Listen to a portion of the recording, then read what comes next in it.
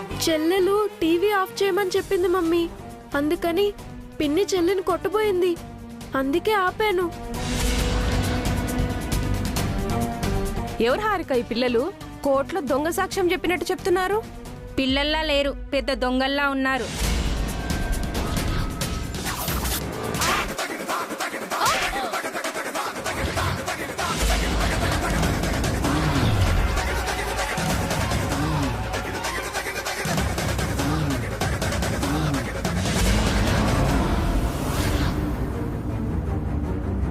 ఇది పద్ధతి గల ఇల్లు అనుకున్నారా లేక పబ్ అనుకున్నారా? మీరు తాగి గోల చేసేదే కాకుండా చిన్న పిల్లల్ని దొంగలు అంటున్నారా? చూసావా అఖిల్, మీ వదిన నా ఫ్రెండ్స్ ని కొట్టి అవమానించింది. వాళ్ళని కాదే, నిన్ను కొట్టాలి ముందు. నాతో హాస్పిటల్కి రమ్మంటే కడుపు నొప్పి అని అబద్ధం చెప్పి ఫ్రెండ్స్తో పార్టీ చేసుకుంటున్నావా? చిన్న పిల్లల మీద చేయడానికి సిగ్గుగా లేదు? వీళ్ళకి బుద్ధి లేకపోతే మీ బుద్ధి ఏమైంది పిన్ని? మీరు కూడా వీళ్ళతో కలిసిపోయారా? ఏంటక్క, ఇంట్లో ఇంత జరుగుతుంటే నువ్వైనా నాకు ఫోన్ చేసి చెప్పాలి కదా. వెంటనే వెళ్ళిపోతామన్నారు వసు. నేను చెప్పినా వినలేదు. నా ఫ్రెండ్స్ వెంటనే ఎందుకు వెళ్ళాలి? ఈ ఇంట్లో నాకు భాగం లేదా, స్వేచ్ఛ లేదా? కామన్ సెన్స్ లేదు నీకు. నన్ను పట్టించుకోవడం మానేసి ఫ్రెండ్స్తో పార్టీ చేసుకున్నావా? నా మీద ఎలాగో నీకు రెస్పాన్సిబిలిటీ లేదు. కనీసం ఈ ఇంటి పైన రెస్పెక్ట్ ఉండాలి కదా. ఇంటిని పబ్బుని చేసి పరువు తీస్తావా? నువ్వు కూడా నన్నే అంటున్నావా? ఇన్నాళ్ళు ఆ పేద కుంపలు కష్టాలు పడి స్ట్రెస్ ఫీల్ అయ్యాను. ఇప్పుడు రిలాక్స్ అయితే తప్పేంటి? దానికంటూ ఒక టైం ఉంటుంది, ప్లేస్ ఉంటుంది. అయినా అఖిల్ అలా ఉంటే నువ్వెలా రిలాక్స్ అవుతావు? ఒక భార్యగా నీకు బాధ్యత లేదా? నీ వల్లే కదా అఖిల్కి అలా అయింది.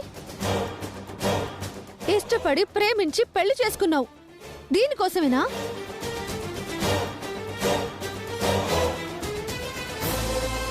మీ అందరికీ పెళ్లిళ్ళు అయ్యాయా?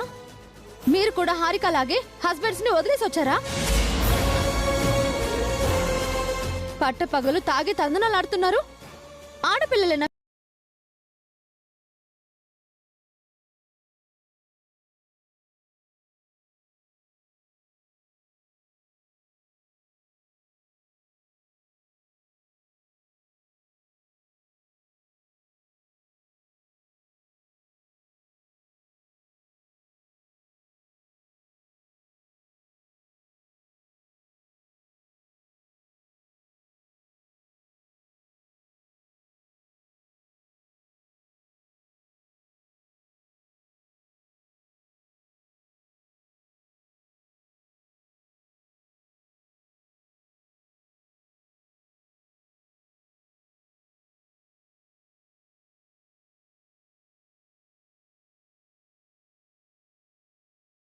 అంటే వసు నన్ను తగులుకుంటుందేమో.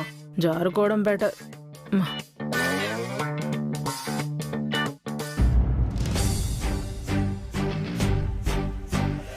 నువ్వు ఏం చేస్తున్నావో నీకు అర్థం కావడం లేదా హారిక?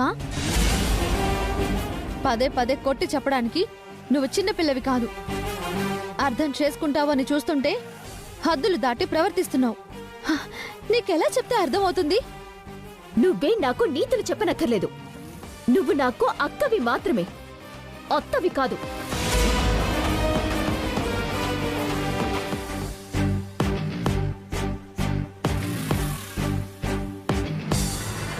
ఇది మారుతుంది, మార్చుకుందామని చెప్పావు కదా వదినా. ఎప్పటికీ మారదని నాకు తెలుసు వదినా. అనవసరంగా దాన్ని ఇంట్లోకి రానిచ్చావు. ఆ రోజే పంపించేస్తుంటే ఈ రోజు నేను ఇలా వీల్ చైర్ మీద ఉండేవాన్నే కాదు. తప్పు చేశారు వదినా.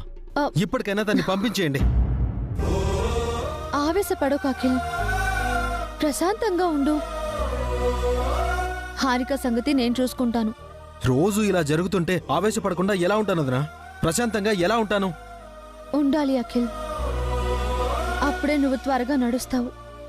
డాక్టర్ చెప్పారు కదా, నువ్వు ఏం మాత్రం స్ట్రెస్ ఫీల్ అవ్వకూడదు అని. ఫ్రీగా ఉండాలి. పిల్లలు, మీరు వెళ్ళి చదువుకోండి.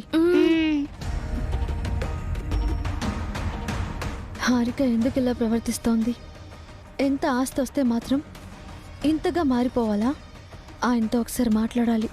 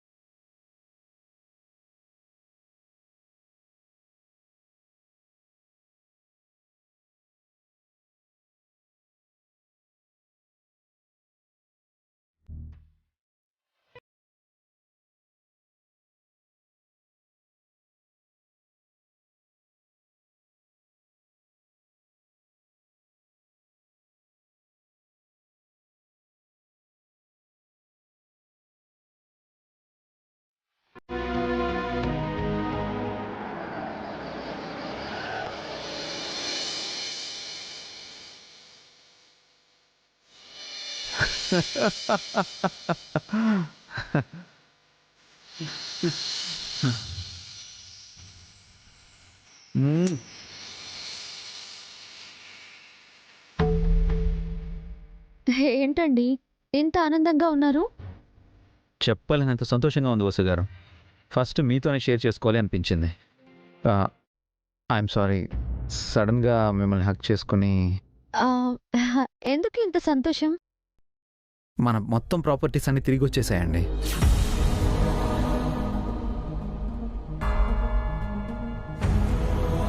అదేంటి, మొన్ననే మన ఆస్తులన్నీ తిరిగి వచ్చాయి కదా?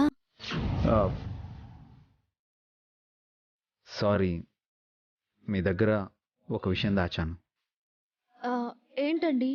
మొన్న మనకు తిరిగి వచ్చింది ఈ ఇల్లు మాత్రమే. మిగతా ఆస్తులు ఏవీ రాలేదు.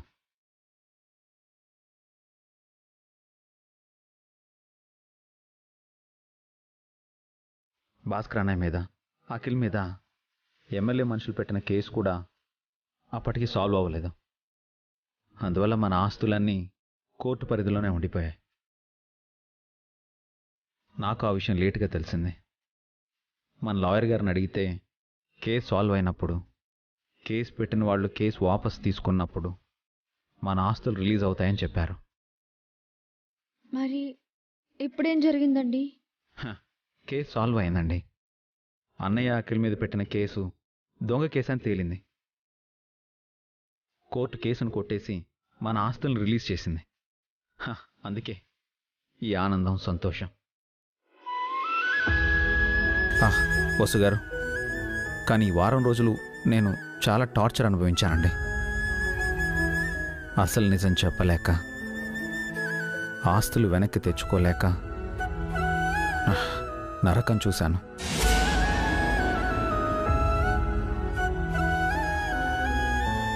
ఇల్లు మాత్రమే మన సొంతమైంది. ఇంటిని నడపడానికి, ఆఫీసుని రన్ చేయడానికి డబ్బులు ఎలా అని చాలా సఫర్ అయ్యాను. ఖర్చులు తగ్గించుకోవాలని పాపం మిమ్మల్ని కూడా రిస్ట్రిక్ట్ చేశాను. ఐఎమ్ సారీ అండి.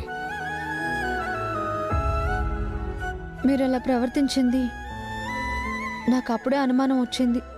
అయినా మిమ్మల్ని నేను ఎన్నిసార్లు అడుగుంటాను? ఒక్కసారైనా మీరు నాతో నిజం చెప్పలేదు. నేనంత కానిదాన్ని అయిపోయానా? అది కాదు వసు గారు. మీరు ఇంకేం చెప్పకండి. కలిసి కష్టసుఖాల్ని పంచుకోవాలనుకున్నాను. మన మధ్య దాపరికాలు ఉండకూడదు అనుకున్నాను. కానీ మీరు నా దగ్గర ఇంత పెద్ద నిజాన్ని దాచిపెట్టారు. నన్ను పరాయిదాన్ని చేసేశారు. ఐఎమ్ రియలీ సారీ అండి. మీ సారీలేం నాకు అక్కర్లేదు. నేను హర్ట్ అయ్యాను.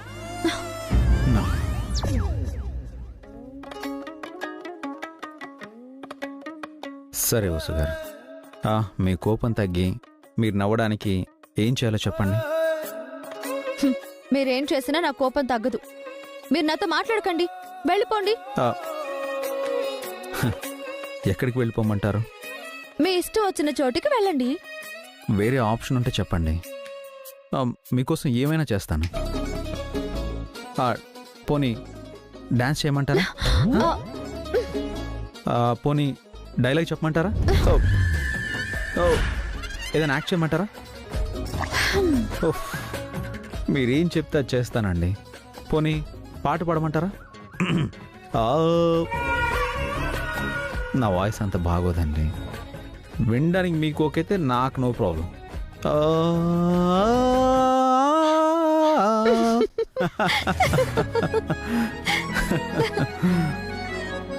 నవ్వేశారా? అమ్మాయ, థ్యాంక్ యూ. మీరు నవ్వితే చాలా బాగుంటారండి. కాక పట్టకండి, నా కోపం ఏం తగ్గలేదు. కోపంలో కూడా అందంగా ఉంటారండి మీరు.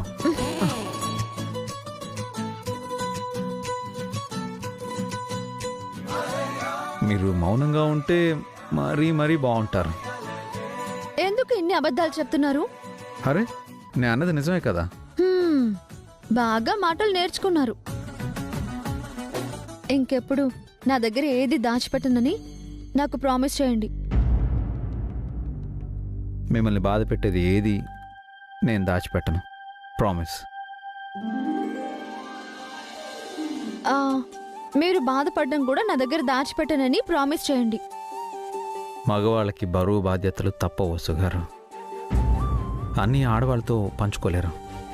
అలా అని మీరొక్కరే బాధపడటం న్యాయం కాదు. కష్టాలు పంచుకుంటే తగ్గుతాయి, సంతోషాలు పెంచుకుంటే పెరుగుతాయి. అందుకే మీతో ఈ గుడ్ న్యూస్ చెప్పాను. మాట మార్చకండి. ఇక ఇప్పటి నుంచి ప్రతి విషయం మీరు నాతో చెప్పాలి. సరేనండి, చెప్తాను. అవును వసుగారు, నేను వచ్చే ముందు మీరు డల్గా ఉన్నారు. ఈజ్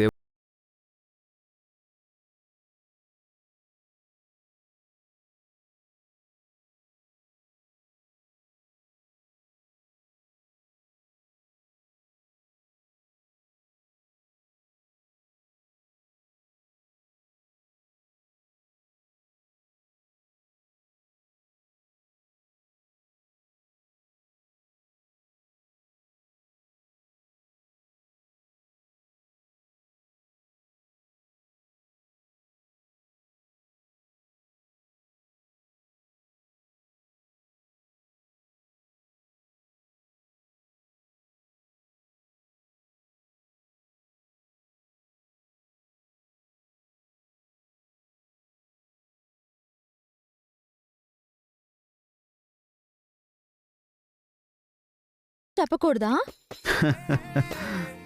బయట ఏం జరిగినా, ఇంట్లో ఏం జరిగినా మనము కలిసి సాల్వ్ చేద్దాం.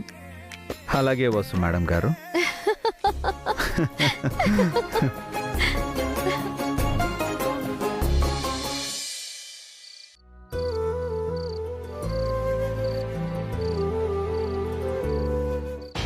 ఏంటి రాణి, ఈ టైంలో కాల్ చేసావు? మేం వెళ్ళిపోయాక మళ్ళీ మీ ఇంట్లో గొడవలేం జరగలేదు కదా? అది మా ఇంట్లో రోజు ఉండే గొడవలే, నువ్వు వదిలే. అంటే మీ రెండో తోడుకోడలు రోజు టార్చర్ చేస్తూ ఉంటుందా? టార్చర్ అని కాదు, కానీ కాస్త డామినేషన్ చేస్తుంది. అదేంటి, కాలేజ్లో అందరినీ నువ్వే డామినేట్ చేసేదానివి, లీడర్లా ఉండేదానివి. అత్తారింట్లో పొజిషన్ మారిపోయిందా? అక్కడ నువ్వు డమ్మీ అయిపోయావా? డమ్మీనేం కాదు. అర్థమైంది. చదువుకున్నావు, అందముంది, తెలివితేటలు, ఆస్తి ఉన్నాయి. అన్నీ ఉండి కూడా నువ్వు ఆవిడెవరికో లొంగి ఉండడమేంటే?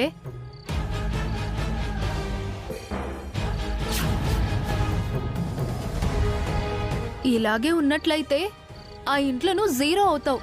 నీకు ఎలాంటి ఇంపార్టెన్స్ ఉండదు.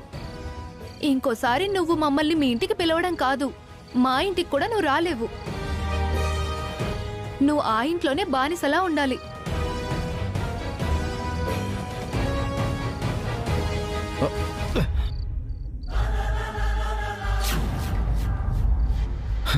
హారిక,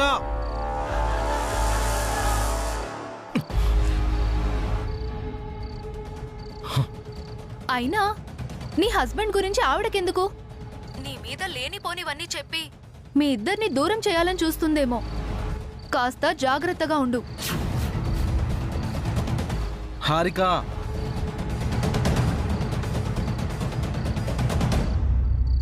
అలాంటి వాళ్ళు చాలా డేంజర్ హారిక.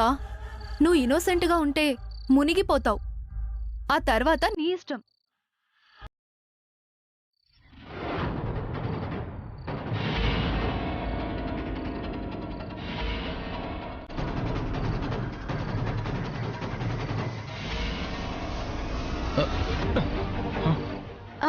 అఖిల్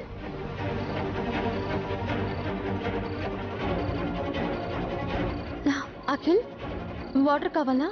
అవును వదినా.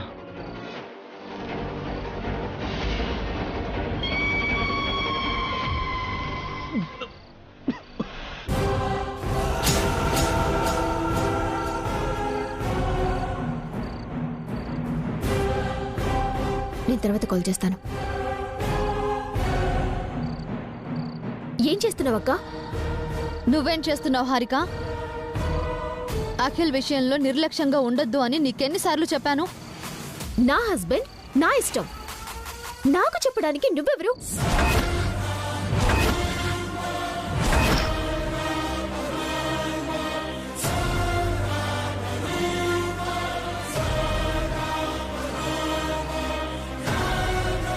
నేను చూస్తూనే ఉన్నాను. ప్రతిసారి మా ఇద్దరి మధ్య ఇంటర్ఫీర్ అవుతావేంటి? మా మధ్య గొడవలు పెట్టి మమ్మల్ని విడదీయాలనుకుంటున్నావా?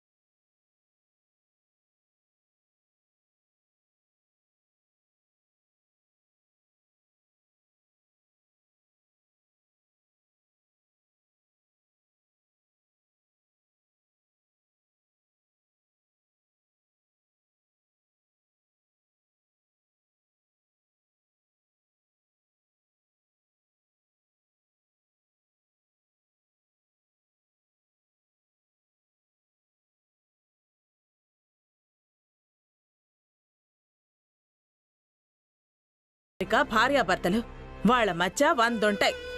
వాళ్లతో మీకేం పని? మీకు మొగుళ్ళున్నారుగా, సంసారాలున్నాయిగా, మీ కాపురాలు మీరు చేసుకోవచ్చు కదా. తగుదనమ్మా అంటూ వీళ్ళ మధ్య ఎందుకు తగాదాలు పెడుతున్నారు?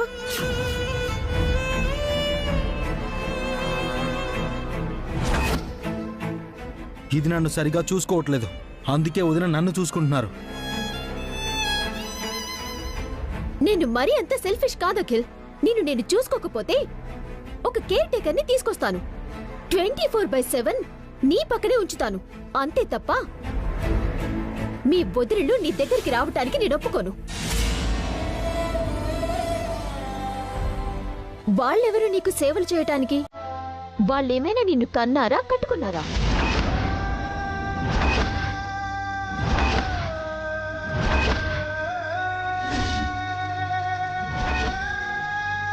హారిక,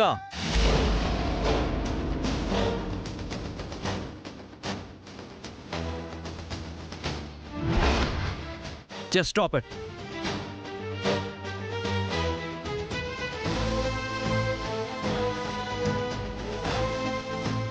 ఎవరి గురించి ఏం మాట్లాడుతున్నావు హారిక?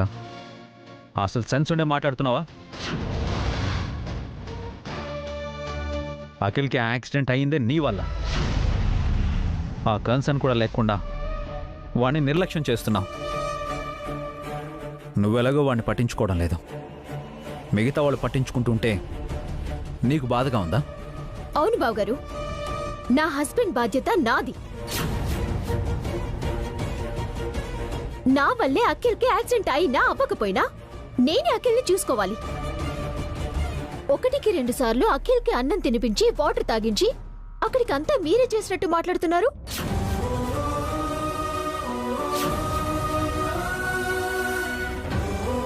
వాళ్ళు చేయక నువ్వు చేసావా? నాతో హాస్పిటల్కి రమ్మని అడిగితే కడుపు నొప్పని అబద్ధం చెప్పి ఫ్రెండ్స్ని ఇంటికి పిలిపించుకుని పార్టీ చేసుకున్నావు. మళ్ళీ నువ్వు మాట్లాడుతున్నావా? ఇదేం పిలవలేదురా, వాళ్లే వచ్చారు. వచ్చాక వెళ్ళిపోమని చెప్పలేదు కదా పాపం. మధ్యలో నువ్వు మాట్లాడుకో. దీన్ని పాడు చేస్తుంది నువ్వే సగం చెడగొడుతున్నావు. నీ వల్ల ఇది ఇలా తయారైంది.